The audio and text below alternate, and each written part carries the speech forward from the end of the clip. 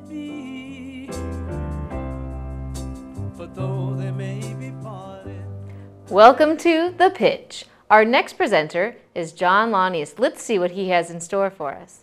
Good evening. Thank you very much. Welcome to your classified briefing for my dream project called Cleared. It is a screenplay. You want to think Homeland meets The Recruit. It's a thriller. It's based on a true story, our log line. When James Merritt is hired to train airport security screeners after 9/11, covert recruitment into the CIA tears at his soul and challenges his humanity. The dream cast includes Tom Hardy, Emily Deschanel, Sarah Sahi, but I'd like to direct your attention now to this, which is a little screener for Cleared.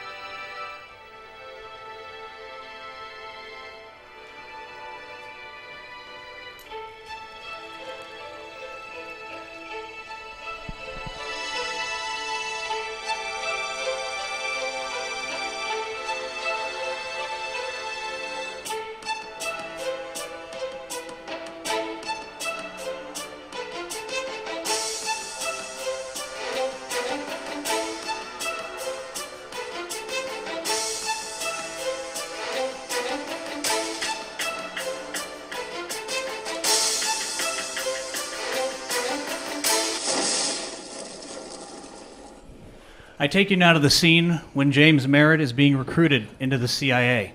Jack says, to understand what is going on, we have to start at the beginning. Where were you on 9/11? Jack says, if there was a job where you could get paid to stop your threats, would you take it? James, our main character, says, yes, but I don't know anything about the CIA. Jack says, nearly all Americans don't, for good reason. He asked where he was. He said he was with his friend. He said he went through shock and then anger and then sadness, deeper than he's ever felt. Then Jack says, welcome to a silent service more important than you will ever know. Cleared.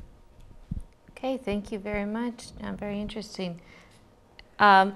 So you have a pretty ambitious project here. How do you expect to manage the budget?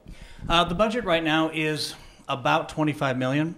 I expect to partner with a studio and really develop this story to really capture. I mean, I understand that 9/11 stories have not done well since 9/11, and so this takes a whole different take. It's the premise that the CIA operating illegally on American soil, and if anyone ever tells you that the CIA was not involved in Homeland Security, they don't understand what was going on after 9/11. And so it takes that story into the airports, which the rendition program after 9/11, they were renditioning enemy combatants out of the country through public airports, right in plain sight.